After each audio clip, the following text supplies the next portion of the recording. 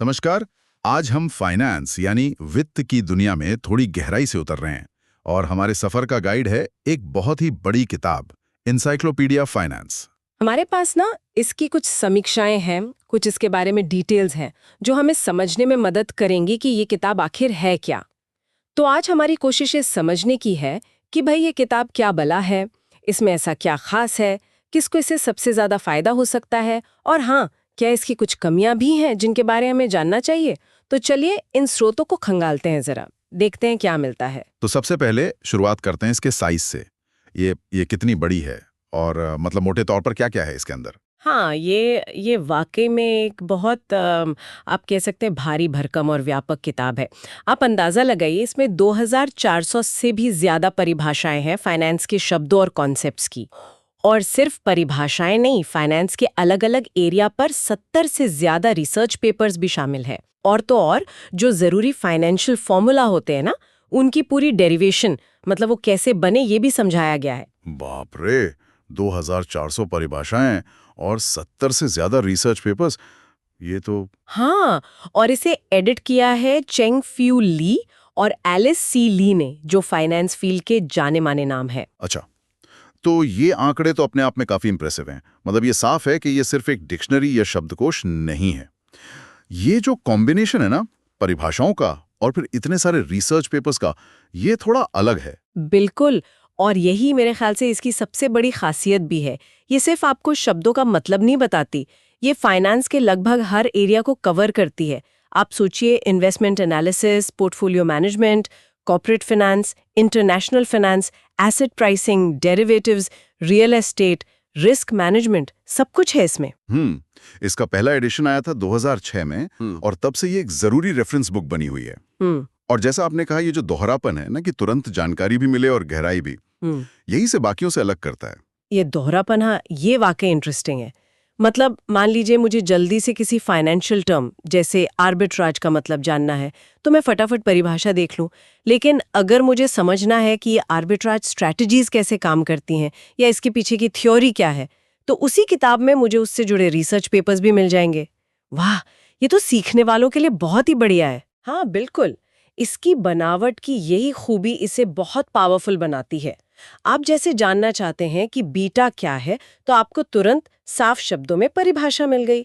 लेकिन अगर आप ये समझना चाहते हैं कि भाई ये कैपिटल एसेट प्राइसिंग मॉडल यानी CAPM ये कैसे बना, या पोर्टफोलियो थ्योरी की जड़ें क्या हैं, तो उसके लिए आपको डिटेल्ड एकेडमिक और प्रैक्टिशनर लेख मिलेंगे। इसमें मॉडिग्ली यानी मिलर प्रमेय जैसे क्लासिक सिद्धांत, जिन्होंने कॉर्पोरेट फाइनेंस की पूरी सोच बदल दी, या फिर ब्लैक शोल्स मॉडल जिसने ऑप्शन प्राइसिंग में क्रांति ला दी, ऐसे जो बड़े जरूरी फॉर्मूला हैं उनकी पूरी डेरिवेशन वो कैसे निकले, वो भी दी गई हैं। अच्छा, डेरिवेशन भी है? जी हाँ, तो ये गहराई और चौड़ाई दोनों का एक तरह का संगम है, यही इसे बहुत यूनिक बनाता है। और आपने बताया कि इसमें 70 से ज्यादा रिसर्च पेपर्स हैं, तो क्या उन्हें किसी खास तरीके से ऑर्गेनाइज किया गया है ताकि पढ़ने वाला आसानी से अपनी जरूरत की चीज ढूंढ सके? इन सभी पेपर्स को फाइनेंस के 9 बड़े लॉजिकल एरियाज में बांटा गया है। 9 एरियाज में? अच्छा। हाँ, जैसे मान लीजिए एसेट प्राइसिंग एक एरिया हो गया, कॉर्पोरेट फाइनेंस दूसरा, इन्वेस्टमेंट मैनेजमेंट तीसरा, इस तरह बांटने से क्या होता है कि जो प्रैक्टिशनर्स हैं, जो इंडस्ट्री में काम कर रहे हैं, वो अपने काम से जुड़ी खास जानकारी आसानी से ढूंढ लेते हैं। और जो टीचर्स हैं, प्रोफेसर्स हैं, उनके लिए भी ये बहुत फायदेमंद है। वो अपने कोर्स के हिसाब से सही पेपर्स चुन सकते हैं या स्टूडेंट्स को गाइड कर सकते हैं कि भाई इस टॉपिक पर ये वाले पेपर्स पढ़ो। ये तो ऑर्गेनाइजेशन काफी काम का लगता है। लेकिन फाइनेंस तो एक ऐसा फील्ड है जो बहुत तेजी से बदलता है ना? नए कॉन्सेप्ट्स आते रहते हैं, मार्केट्स बदलते हैं। तो क्या इस एनसाइक्लोपीडिया के नए एडिशंस भी आए हैं? और अगर आए हैं तो उनमें क्या कुछ नया जोड़ा गया है? हाँ, ये बहुत वैलिड पॉइंट है। फाइनेंस बहुत डायनामिक है और ज्ञान भी लगातार बढ़ता रहता है। ठीक है। तो हाँ, इसके नए एडिशंस पब्लिश हुए हैं। जैसे मुझे पता है कि एक अपडेटेड एडिशन में करीब 200 नई परिभाषाएं जोड़ी गईं। 200 नई? जी, और 24 नए रिसर्च पेपर्स और 4 नई फॉर्मूला डेरिवेशंस भी शामिल की गईं। इसके अलावा एक बहुत डिटेल्ड बिब्लियोग्राफी यानी संदर्भ सूची और सब्जेक्ट और ऑथर के हिसाब से इंडेक्स भी दिए गए हैं, जिससे किसी खास टॉपिक या ऑथर को खोजना और आसान हो जाता है। एक और दिलचस्प बात है जो रिव्यूज में सामने आई, वो ये कि 2008 का जो बड़ा फाइनेंशियल क्राइसिस हुआ था, हाँ, वो तो था ही। उसके बाद भी जो पहले एडिशन के कई बेसिक पेपर्स थे वो आज भी उतने ही रेलेवेंट पाए गए। अच्छा। और नए एडिशंस में फिर कॉर्पोरेट गवर्नेंस, हेज फंड्स का रेगुलेशन, इंटरनेशनल बैंकिंग, मतलब जो नए और जरूरी मुद्दे उभरे उन पर नए लेख जोड़े गए। अच्छा, तो ये कोशिश रहती है कि इसे अपडेटेड रखा जाए। हाँ, ये कोशिश तो रहते हैं जिससे ये प्रासंगिक बनी रहे। ये तो हुई इसकी सामग्री और बनावट की बात। लेकिन अब एक बड़ा सवाल ये है कि आखिर ये किताब है किसके लिए? मतलब कौन है इसके आइडियल रीडर? क्या ये किसी आम निवेशक या फाइनेंस पढ़ रहे किसी स्टूडेंट के लिए है, या फिर इसका फोकस कहीं और है? देखिए, जहाँ तक जानकारी का सवाल है वो तो इसमें अंडर ग्रेजुएट स्टूडेंट से लेकर बहुत अनुभवी फाइनेंस प्रोफेशनल्स और रिसर्चर्स तक सबके लिए कुछ ना कुछ है। अच्छा। परिभाषाएं बिगिनर्स के लिए अच्छी हैं और जो रिसर्च पेपर्स और डेरिवेशंस हैं वो एडवांस लेवल की समझ देते हैं। लेकिन इसमें एक बड़ा लेकिन है, वो है इसकी कीमत और इसका साइज। हाँ, कीमत का जिक्र आपने पहले किया था। कितनी है लगभग? एक रिव्यू में मैंने पढ़ा था कि इसकी कीमत $600 से भी ज्यादा है। $600? अरे बाप रे, ये तो बहुत ज्यादा है। हाँ बिल्कुल, और ये 1000 से ज्यादा पन्नों की भारी भरकम किताब है। तो ये दोनों चीजें मिलकर इसे आम व्यक्तिगत खरीदार के लिए मतलब थोड़ा मुश्किल बना देती हैं। हाँ, $600 तो कोई स्टूडेंट या आम प्रोफेशनल शायद ही खर्च करेगा एक किताब पर, चाहे वो कितनी भी अच्छी क्यों ना हो। सही कहा आपने। इसीलिए ये किताब मुख्य रूप से यूनिवर्सिटी लाइब्रेरीज या बड़ी कंपनियों के finance departments, investment firms, consulting कंपनियां, इनके लिए एक तरह के संस्थागत संसाधन मतलब इंस्टीट्यूशनल रिसोर्स के तौर पे ज्यादा फिट बैठती है। अच्छा, तो ये लाइब्रेरीज के लिए ज्यादा है। हाँ, वहाँ ये एक सेंट्रल रेफरेंस बुक की तरह काम आ सकती है जिसे बहुत सारे लोग इस्तेमाल कर सकें। तो कह सकते हैं कि जानकारी तो सबके लिए है, लेकिन इसकी पहुंच शायद ज्यादातर संस्थानों के जरिए ही हो पाती है। चलिए, अब थोड़ा इसकी जो ताकतें हैं, जो खूबियां हैं, उन पर और बात करते हैं। हमने इसके दोहरे उपयोग यानी ड्यूअल यूज़ की बात की और इसकी वाइड कवरेज की भी। आप इसकी सबसे बड़ी ताकतों को फिर से संक्षेप में बता सकती हैं? मतलब वो क्या चीज़ें हैं जो इसे फाइनेंस लिटरेचर में एक खास मुकाम देती हैं? जरूर। पहली और मेरे हिसाब से सबसे जरूरी ताकत, जैसा आपने बात की, इसका अनोखा डुअल यूज फॉर्मेट है। आपको फटाफट कोई परिभाषा देखनी है, वो मौजूद है। आपको किसी टॉपिक की गहराई में जाना है, उसके लिए एकेडमिक पेपर्स हैं। ये फ्लेक्सिबिलिटी कमाल की है। दूसरी बड़ी ताकत है इसकी जबरदस्त कवरेज। मतलब शायद ही फाइनेंस का कोई ऐसा जरूरी एरिया हो जो इसमें ना मिले। Investment, asset pricing, corporate finance, derivatives, real estate, risk management, international finance, सब कुछ कवर किया गया है। हाँ, ये तो है। और तीसरी ताकत है वो पेपर्स का ऑर्गेनाइजेशन।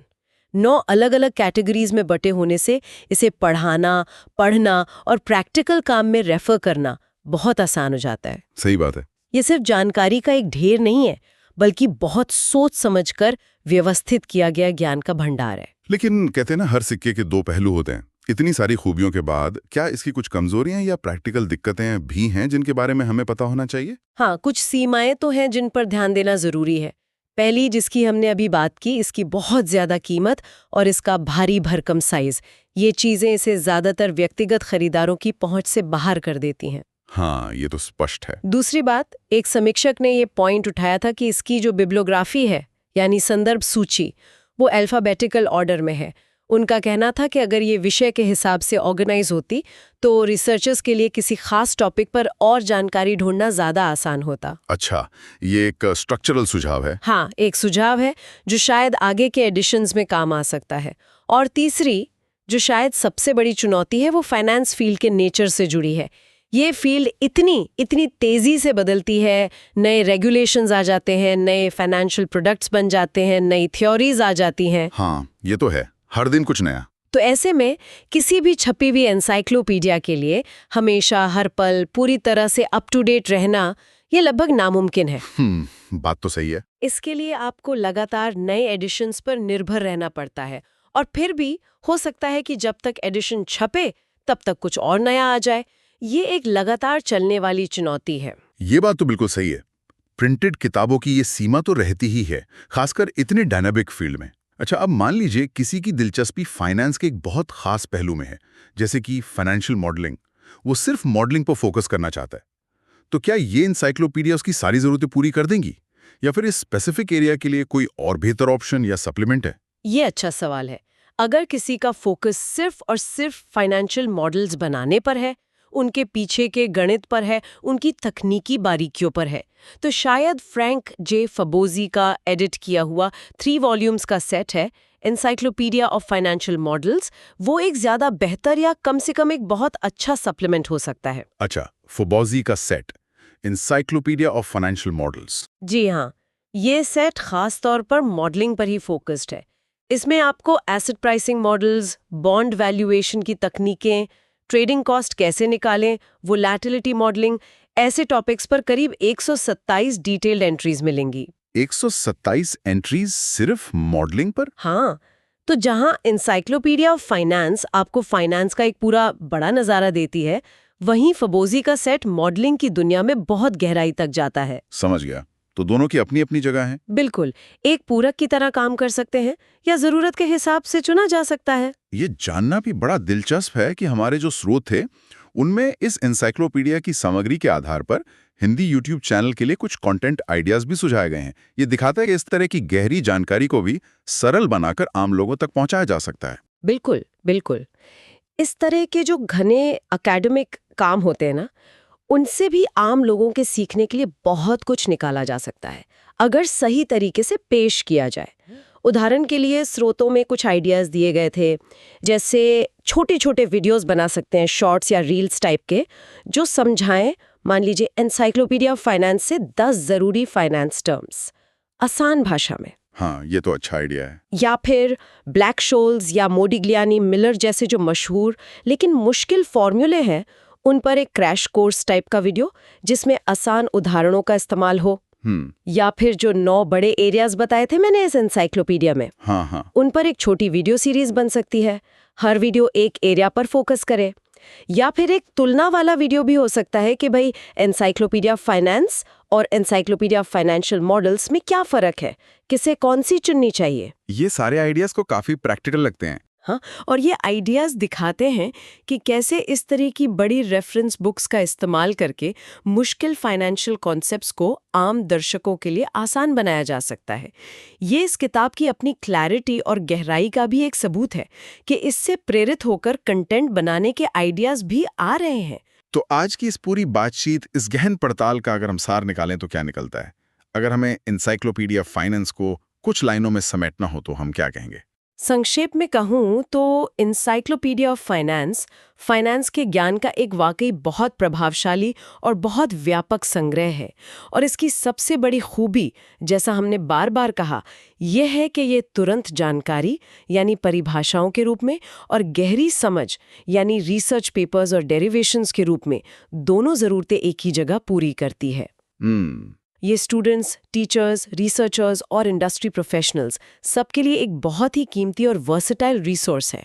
और साथ ही ये भी ध्यान रखना होगा कि इसकी जो कीमत है और जो इसका साइज है, वो इसे व्यक्तिगत इस्तेमाल से ज्यादा लाइब्रेरीज और संस्थानों के लिए कहीं ज्यादा प्रैक्टिकल बनाता है। हाँ बिल्कुल, ये एक ऐसा निवेश है जो शायद एक संस्थान बेहतर तरीके से कर सकता है और उसका फायदा फिर कई लोगों तक पहुंच सकता है। बिल्कुल। अच्छा, आज की इस बातचीत के बाद ना मेरे मन में एक विचार आ रहा है। फाइनेंस जैसा फील्ड जो इतना डायनामिक है, जहां हर रोज कुछ नया हो रहा है, क्या वहां एक एनसाइक्लोपीडिया जैसी चीज जो स्थिर है, प्रिंटेड है, वो कभी पूरी तरह से आज के साथ कदम मिला सकती है?